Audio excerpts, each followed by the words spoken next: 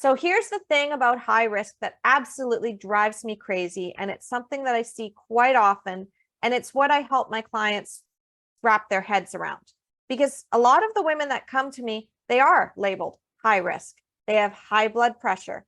They happen to have gestational diabetes. They happen to have regular diabetes. They happen to have had more than one cesarean. They happen to have a cesarean. They happen to be older, so they're over 35. All of these things contribute to them being called high risk. I've even had moms who have a higher body mass index. But the thing is that these labels automatically put you in a category where the doctor is like, you're broken until proven capable. And they don't see you as being capable of birthing your baby without intervention. However, the reality is that you could probably birth your baby without intervention. It's the bias of the medical system and the bias of our culture that is leading to you thinking that you are high risk and you can't do it. And you therefore have to put restrictions on yourself. Maybe you want a VBAC, but they say, because you're high risk, you have to come to the hospital immediately as soon as you go into labor. Or they say, because you're high risk, you're going to have to be on the monitor the whole time. Or because you're high risk, you have to go into labor by 39 weeks, or it's an automatic C-section. Or because you're high risk, we're going to have to induce your labor by a certain point so that you don't go over. But again, you need to be able to sit with that and be like, am I really high risk? Because the truth is that that label may not actually mean anything at all.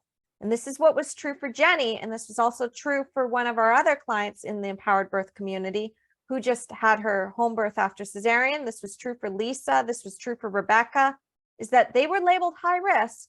And technically I was labeled high risk because I was told that my son was not growing properly. That made me high risk. In fact, when I got to the hospital, they said, because you have this high risk status, you need to be on the monitor for 20 minutes. Now, back then, I did not know what I know now, which is that you can decline anything. Even if you're considered high risk, you can decline any intervention. And this is what Jenny did. Jenny had an unassisted vaginal birth after cesarean in the hospital. She showed up in labor about 1 hour before her baby was due to be born. Like, she was just like ready. She was pushing basically in the car, and she shows up and the nurse wants to do vaginal exams. And Jenny says no. The nurse wants to try to take her blood pressure, but Jenny's already pushing a baby out. So that's not really working. The nurse wants to monitor the baby, but again, she can't get the baby's heart rate because the baby is in the birth canal. And then the last one, of course, is that she wanted to take Jenny's blood to do a blood test to get her blood type in case she needed a C-section as Jenny was pushing out her baby. And Jenny had everything going against her. She was 41. She had had a previous C-section. She had had a previous induction that had failed her. She happened to have chronic high blood pressure. She happened to have gestational diabetes. She even had group B strep. She had every single thing that would label her high risk, and she still managed to have an unassisted vaginal birth in the hospital. And she did it herself because she knew that she would have to do it herself because our health authority was not very supportive. If her doctor didn't get there in time, she knew that the nurses were going to freak out. But because of the tools that I've taught her on how to really sit with her truth and be able to breathe through those uncomfortable sensations of fear, she was able to quickly get back into her place of calm and birth her baby, even in the least ideal situation of a nurse refusing to call the doctor because she didn't believe that Jenny was actually pushing her baby out. She didn't believe that Jenny was serious when she's like, the baby is coming now. So again, when you have that high risk label, that's a trap. That's a trap.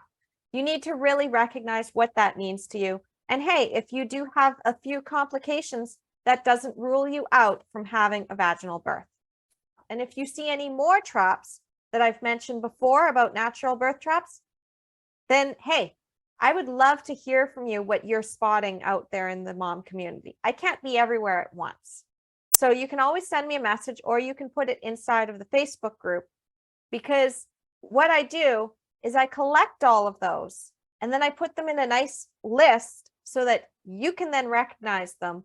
And then I teach content on it as well. So if you're loving these videos, please like, share, and subscribe on my YouTube channel.